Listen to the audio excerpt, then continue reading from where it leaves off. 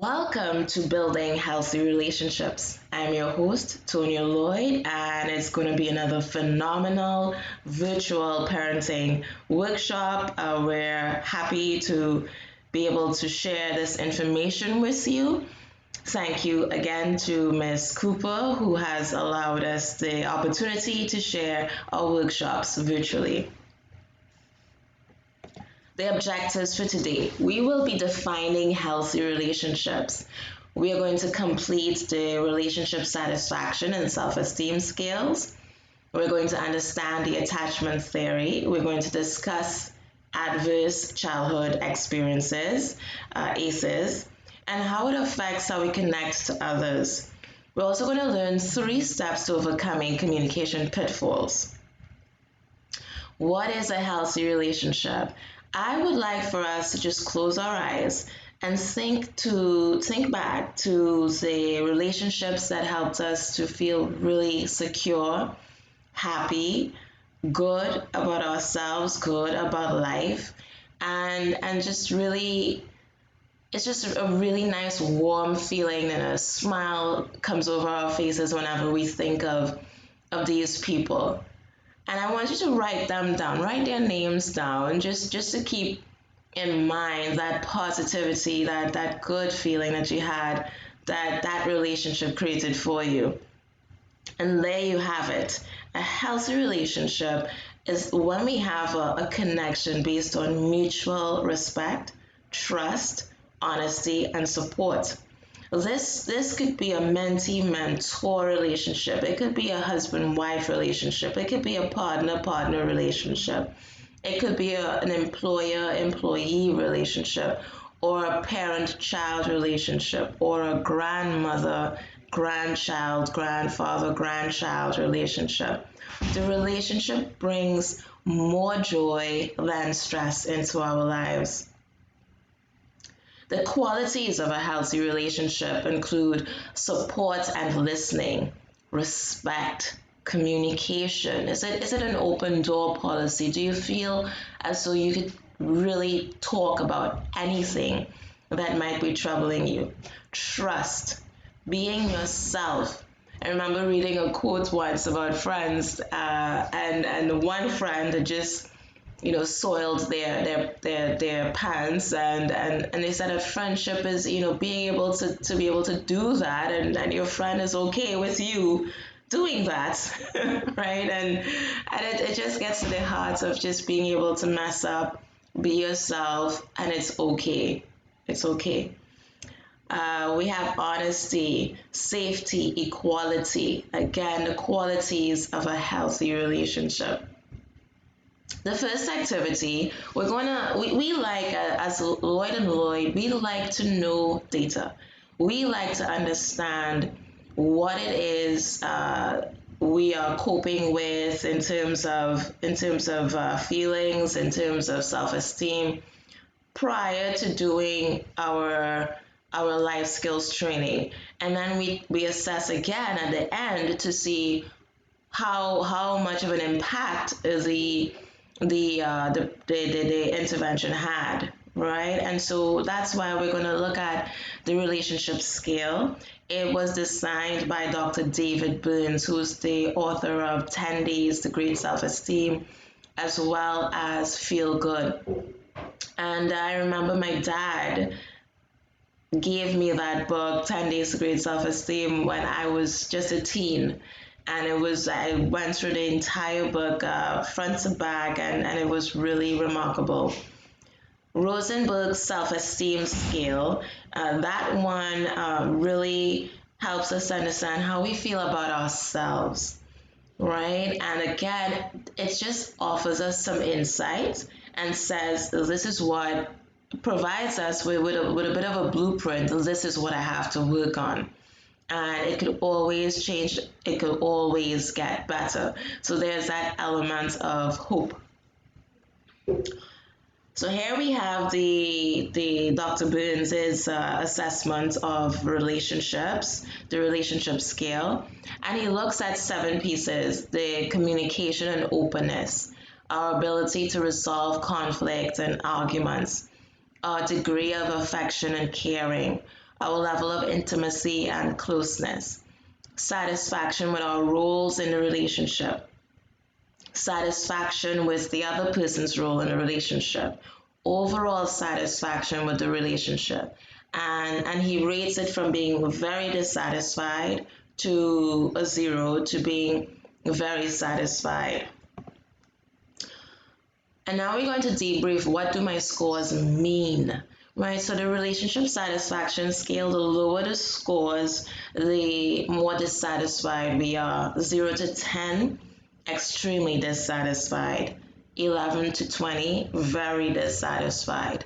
21 to 25, moderately dissatisfied. And as it gets higher, you have more satisfaction.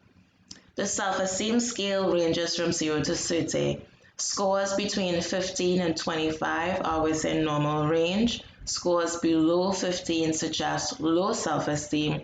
And of course, scores above 25 suggest very high self-esteem. And now we're going to look at Bowlby's attachment theory. What makes attachments important? And there I am with my first baby, Leah. And you know, the security, she's a very outgoing, she's now 19 months, and people are amazed because she waves and she says hi and she wants to explore and make friends, and it's very easy for her to do. And so this is why Bowlby was saying that attachment is important. The responsiveness and availability of the caregiver increases the child's security and an ability to explore the world, because the infant knows that the caregiver is dependable. Now we'll look at attachment styles according to Mary Ainsworth. Ainsworth built from Bowlby's research, and she created something called the strange situation, where 12 to 18-month-olds were left alone and then reunited with their mothers. And she found that there were 3 attachment styles, and a 4th has been added by Main and Solomon, 1986. A secure attachment is where we have the infant being in a lot of distress when the caregiver leaves, and when the caregiver returns, the infant is happy again. The ambivalent insecure attachment, the infant again is in distress at the caregiver leaving, and when the caregiver returns, the infant is really neither here nor there about the return, very ambivalent. The avoidant insecure attachment, that's where the caregiver leaves, the infant is in a lot of distress, and upon the caregiver's return, the infant is avoiding the caregiver. The disorganized insecure attachment by Main and Solomon, they observed that there was a mix of confusion, not being too sure of how to respond to the caregiver returning. And next, we're going to look at the Adverse Childhood Experiences Score, ACEs. And we want to understand attachment, we want to understand trauma, as it really serves as a sort of understanding of why some relationships may be very difficult for us to be a part of, because if we've gone through some of these things and we aren't aware of the impact that they've had on our lives, it makes trusting and being able to be our true selves with others a little bit more challenging. And the Adverse Childhood Experiences Score looks at abuse, neglect, and household dysfunction. Abuse may be physical, emotional, and sexual. And as a friend recently shared with me, she said, we overuse that word abuse, and it really means someone who does a criminal act or something that's, does something very callous. They mean to hurt others, right? And so we want to think of that physical abuse, emotional, and sexual abuse. Next, you have neglect, physical neglect or emotional neglect, and household dysfunction. We like to use, we as in Lloyd and Lloyd, we like to use mental health challenges because instead of illness, because we feel as though when something's a challenge, we can conquer it, right? The mother treated violently, and of course, we've had fathers and other caregivers treated violently and having children witnessing this. We also have divorce or separation, the incarcerated relative. This is something where, we've seen kids really affected by having a relative incarcerated, whether it's a mother, a brother, or a father incarcerated, and a sense of confusion. When am I going to see my parents again, or my brother again, or my sister again? And they really go through a lot of pain because other adults may not tell them what's going on and may not say, well, we're waiting, or the court has given us a certain time.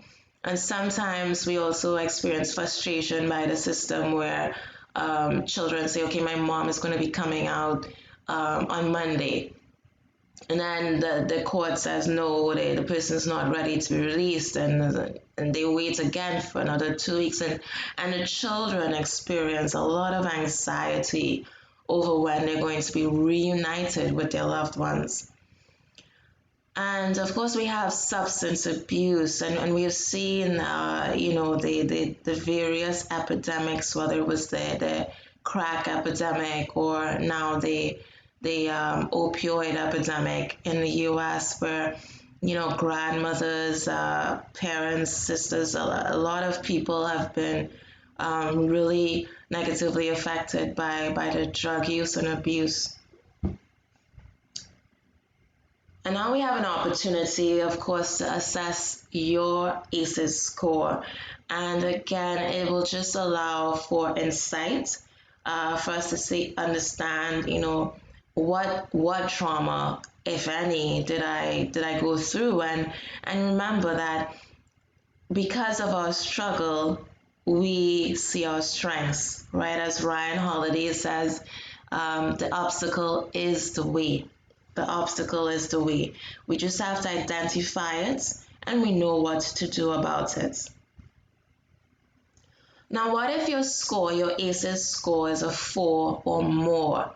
Now, a score of 4 or more, research has shown that the higher the ACEs score, the more likely, sometimes by over 100%, over 1,000%, the more likely we as adults could be exposed to chronic diseases, right?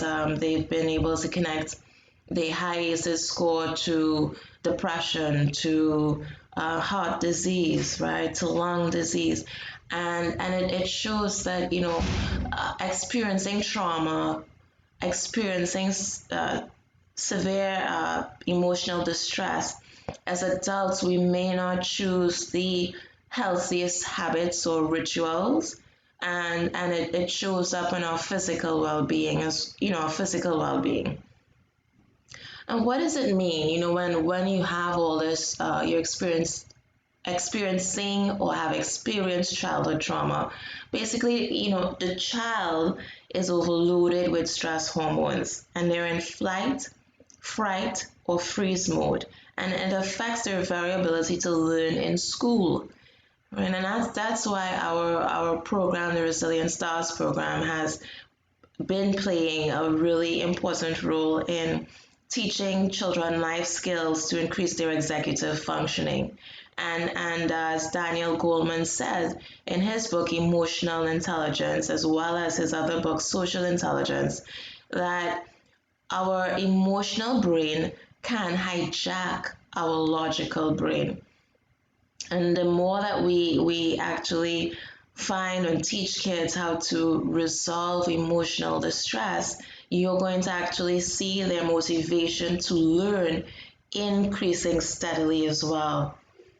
Fortunately, our brains and lives are plastic, meaning that the neurons in our brains actually shoot out new growth. It's always helping us to adapt to our environments, right? But the piece that's important is the duration of the stress, the duration of the time that we've had to experience the stress, and having and building resiliency factors.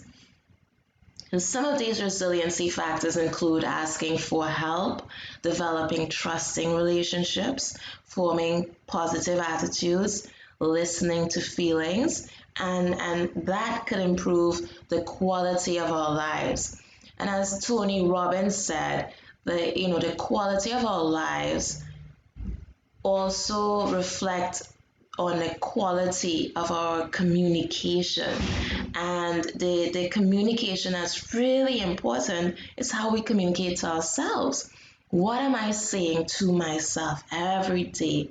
Right? So, I keep journals and it helps me to reflect and see my thoughts, and I've used journals with clients, with patients over the years, and it's been profoundly important in helping them just look at the quality of their actual thoughts. They would write a negative journal as well as a positive and compare those two journals and see, wow, same situation, but looking at it from a positive lens helps me to even feel better. Next, we're going to look at a case study. I love to incorporate case studies in our workshops because it helps us to see that there are other people who have experienced what we're experiencing. So the element of universality comes into play, where we realize we're not alone in our human struggles. Here we have Stan and Mary. They've been fighting for years. They decided to get professional counseling. Mary refers to Stan as a spineless mama's boy, and Stan refers to Mary as an uncaring, insecure, jealous pain in the neck. Whoa, it would be hard for us to determine how they fell in love. They both claim to want their marriage, they both claim to love each other, but they are unable to stop reacting from what Dr. Brody, she wrote the book Stop the Fight. It's an excellent book, and you would see more details on how to get her book in our reference section. So she said that couples, when they're fighting like that, they're responding from the defense mode. And the defense mode is really envision two people that are very hurt. And they're hurt, and that hurt is being represented in the form of anger. Mary thinks couples should rely on each other and not have outside interference. Stan loves his mother, and he is the only support she has. He can't understand why Mary simply can't accommodate her. Stan agrees that his mother sometimes gives her opinions even when they're not requested, but she means well. Stan feels pressured to choose between his wife and his mother. Mary feels like she has to compete for Stan's love, and this reminds her of her childhood where she felt she had to compete with her brother for their parents' love.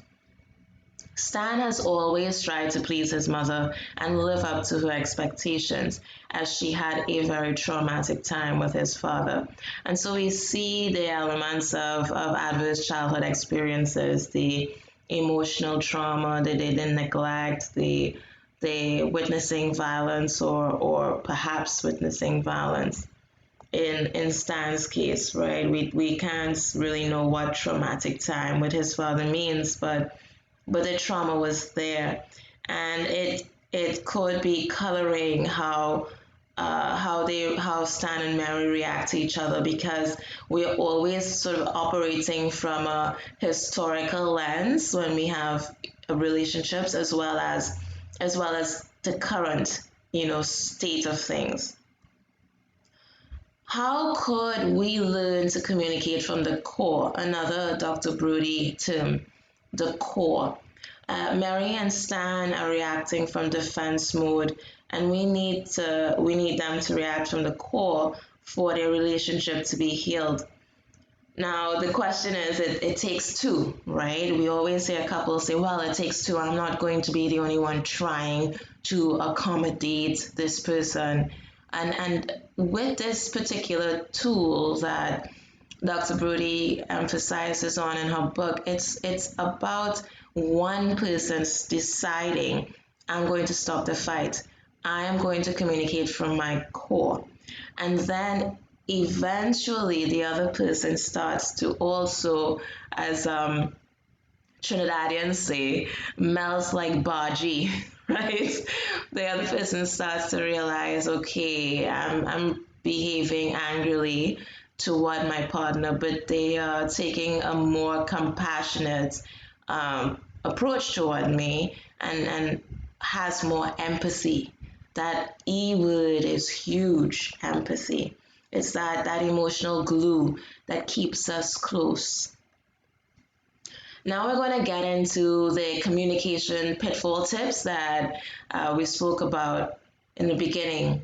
And Anissa, I'd like you to please get some paper, grab a pen, and start to work on this with me, right? Identify your own negative thoughts about the person that you're trying to build a good relationship with, and also identify what you say and do when you are responding from defense mode. Next, I'd like for you to reframe those thoughts by focusing on the person's core. And so, reframing is something that we practice when we're teaching persons or kids how to look at their situation in an alternative way, and the alternative way is usually a more positive way, a more accurate way, right? Where we minimize sort of the negative emotions that could color what's really taking place, and try to understand what the person might be feeling that influences them to react defensively towards you or toward us. And finally, we're going to focus on responding from our core, from our true self when interacting with the person. And I need for you to experiment with this, give it a shot, and please let me know how it works, right? It's not going to work straight away, it's not a magical potion, but we have to make it part of our habits and part of our ritual to respond from our place of compassion. And we're going to see, give it a couple months of practicing the same thing over and over again, and you're going to see the change, guaranteed. Okay. So here are some examples, just to be a little bit more get a bit more in depth.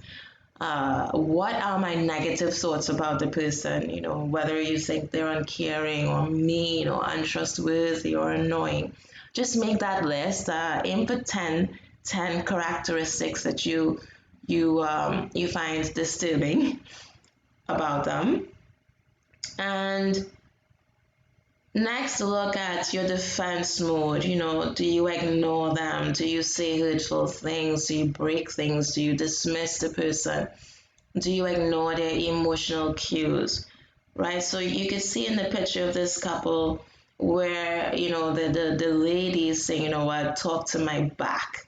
And the guy looks really pained himself, right? He has his arms folded, which is usually a sign of closing off communication.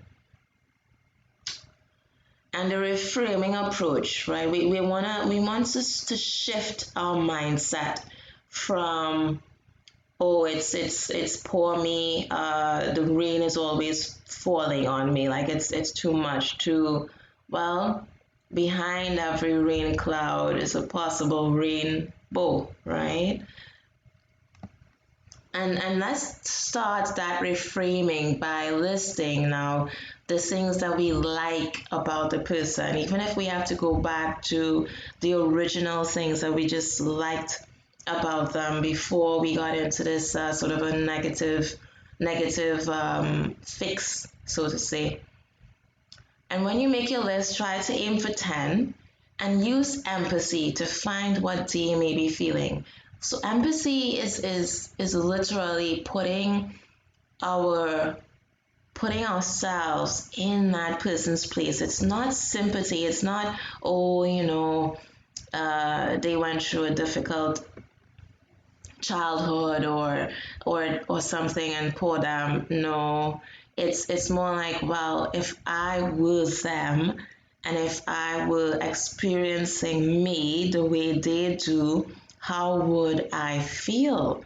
And really owning those feelings. How would I feel? There's an Indian proverb that says that we really don't know how someone else is feeling unless we walk in their slippers or their sandals. And it's sort of really putting ourselves in the person's shoes. Can we do that? Can we feel what they feel and grow beyond ourselves and our own feelings?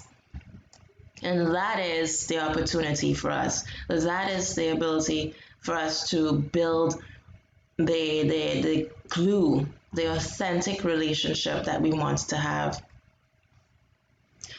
And responding from the core helps us to do that. What are our true feelings? Behind the wall of anger, what really exists?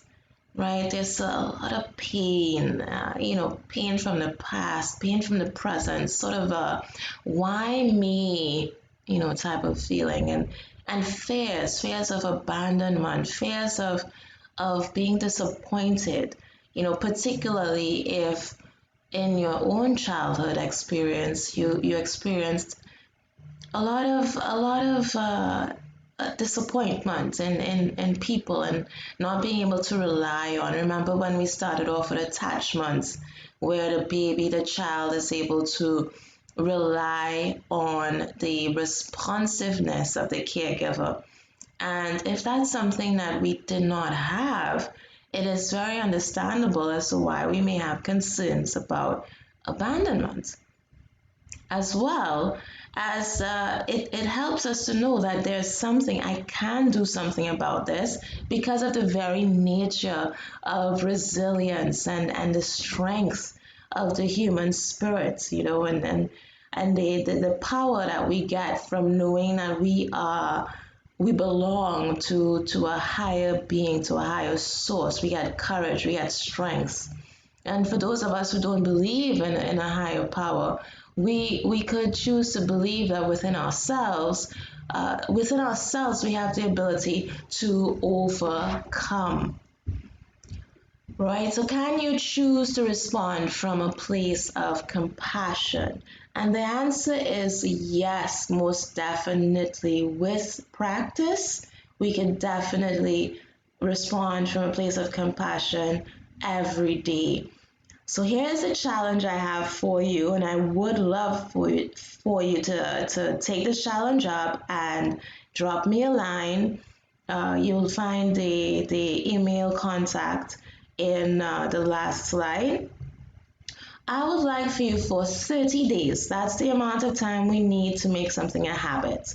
For the next 30 days, demonstrate responding from a place of compassion, compassion to ourselves. This is how I'm feeling, and I'm caring for myself. I like myself. I'm strong. Communicating to ourselves from a place of compassion, as well as communicating to everyone that we interact with from a place of compassion for just 30 days. 30. We have this, okay? This is the challenge. 30. In conclusion, we've discussed what defines a healthy relationship. We've looked at our satisfaction scale, our self-esteem. We've looked at the attachment theory. We've looked at how the adverse childhood experiences could affect our ability to connect. We've looked at Stan and Mary's case from Dr. Brody's Stop the Fight. And we've had 3 powerful tips that we've been challenged. Right, for the next 30 days, we will be communicating from a place of compassion. We have the references here again, and Thank you, thank you, thank you, thank you, Ms. Cooper. Thank you to all of our participants. Please drop us a line. Let us know how you feel. If you liked it, let us know. Please click the thumbs up. We look forward to hearing from you. Goodbye for now.